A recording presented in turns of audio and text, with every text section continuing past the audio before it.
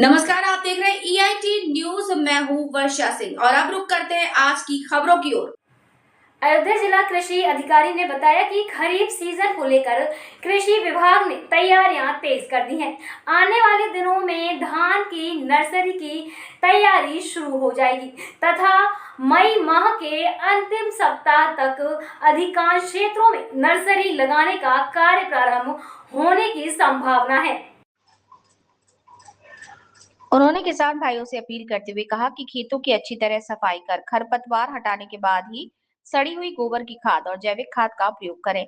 इससे मिट्टी की उर्वरा शक्ति बढ़ेगी, फसल की गुणवत्ता बेहतर होगी तथा उत्पादन में भी वृद्धि होगी। उन्होंने कहा कि जैविक खाद के संतुलित उपयोग से फसल रोगों से भी काफी हद तक सुरक्षित रहती है। जिला कृषि अधिकारी ने बताया कि धान की खेती के लिए आवश्यक खाद, बीज और जैविक खाद की पर्याप्त उपलब्धता जनपद में सुनिश्चित की गई है। किसानों को सभी कृषि सामग्री, खाद और बीज केंद्रों से प्राप्त करनी चाहिए। वर्तमान समय में खाद की कोई कमी नहीं है और लगातार आपूर्ति बनाए रखी जा रही है। उन्होंने किसानों से केवल आवश्यकता अनुसार ही खाद खरीदने की अपील की तथा अनावश्यक भंडारण से बचने को कहा। उन्होंने स्पष्ट किया कि खाद की जमाखोरी, कालाबाजारी अथवा अवैध भंडारण करने वालों के खिलाफ सख्त कानूनी कार्यवाही की जाएगी। उन्होंने कहा, कृषि विभाग लगातार बाजार और खाद केंद्रों की निगरानी कर रहा है ताकि किसानों को समय पर गुणवत्तापूर्ण खाद और बीज उपलब्ध हो सके। शासन की मंशा है कि किसानों को खेती किसानी में किसी प्रकार की असुविधा ना हो और बेहतर कृषि तकनीकों के माध्यम से उनकी आय में वृद्धि सुनिश्चित की जा सके। धान की नर्सरी लगने का वक्त आ रहा है, किसान भाइयों से आप क्या अपील करेंगे? जनपद अयोध्या के सभी राजकीय कृषि बीज भंडारों पे धान की विभिन्न प्रजातियां, जिसमें चिवार 917, CO 51, BPT 5204, सुवाट्स 4, ये आधारी और प्रमाणित बीज एट सोर्स सब्सिडी पे उपलब्ध हैं। किसान भाइयों से अपील है कि अपने फार्मर आईडी के साथ अपने जोत के अनुसार हमारे राजकीय कृषि बीज भंडार पे पहुँचें और तत्काल अनुदान एट सोर्स सब्सिडी पे 50% का अनुदान है। धान का उन्नत प्रजाति का बीज आप प्राप्त करके मई के अंतिम सप्ताह से नर्सरी डालने का काम आप प्रारंभ करें।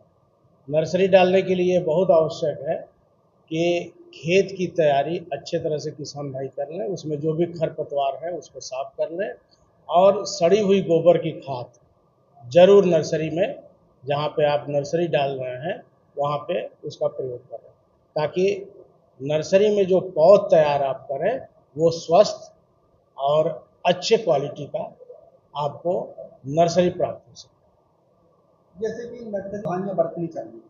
नर्सरी डालते समय एक तो जहाँ किसान भाइयों को नर्सरी डालना है वहाँ उस नर्सरी वाले जगह को अच्छी तरह से खरपतवारों से मुक्त कर देना चाहिए। गोबर की सड़ी खाद जरूर प्रयोग करना चाहिए और बेसल के रूप में जो मुख्य पोषक तत्व हैं उनके साथ थोड़ा सा जिंक और माइक्रोन्यूट्रिएंट का जरूर प्रयोग करना चाहिए, क्योंकि ये किसान भाई समझते भी हैं कि अगर नर्सरी पौधा मजबूत होगा, स्वस्थ होगा, निरोगी होगा, तभी उसकी रोपाई करने के बाद आपका फसल निरोगी होगा और वो अच्छा उत्पादन देने में सफल रहे। जैसे कि कुछ लोगों का कहना है खाद मिल ही नहीं रही है, तो हम क्या नर्सरी में डालें, कैसे क्या करें? किसान भाइयों को बताना चाहता हूं कि जिले में पर्याप्त मात्रा में यूरिया, फास्फेटिक में DAP, NPK और NPKS, ये सभी खाद पर्याप्त मात्रा में उपलब्ध हैं। किसान भाइयों को फार्मर आईडी के अनुसार अपना जितने जोत में, जितने खेत में उनको धान की फसल लगानी है खरीफ में या दलहन की लगानी है, ऐसे किसान भाई अपने फार्मर आईडी के साथ अपने नज़दीक के समिति या निजी उर्वरक बिक्री केंद्र पे जाएं।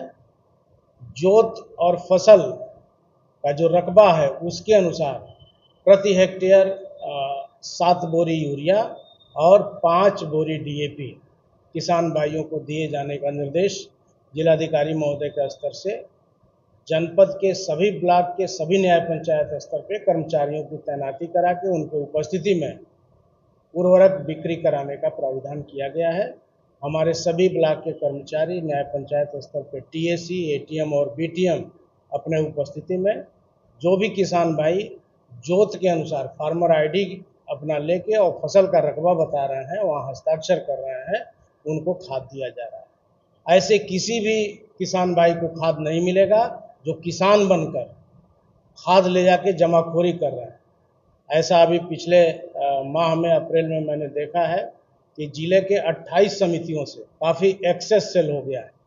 जिन किसान भाइयों को आगे ज़रूरत है मई के महीने में, जून के महीने में, वो भी 2 बोरी, 4 बोरी, 6 बोरी, 8 बोरी यूरिया ले जाके स्टॉक कर लिए।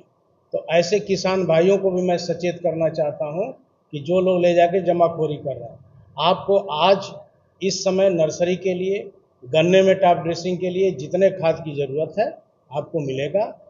अगला जो टॉप ड्रेसिंग होगा 1 महीने के बाद फिर आपको मिलेगा, फिर आपको टॉप ड्रेसिंग करना होगा, फिर मिलेगा। एक ही बार में खाद लेने का प्रयास न करें, खाद को अनावश्यक ले जाके अपने घरों में भंडारण न करें। कोई भी इसमें विक्रेता या किसान बनकर जो भी इस तरह से कृत्य करते हुए पकड़ा जाएगा, जो जमाखोरी करते हुए पकड़ा जाएगा, ऐसे लोगों के खिलाफ FIR भी कराया जाएगा और उनको खिलाफ FCO के अंतर्गत दंडात्मक कार्रवाई भी किया जाएगा।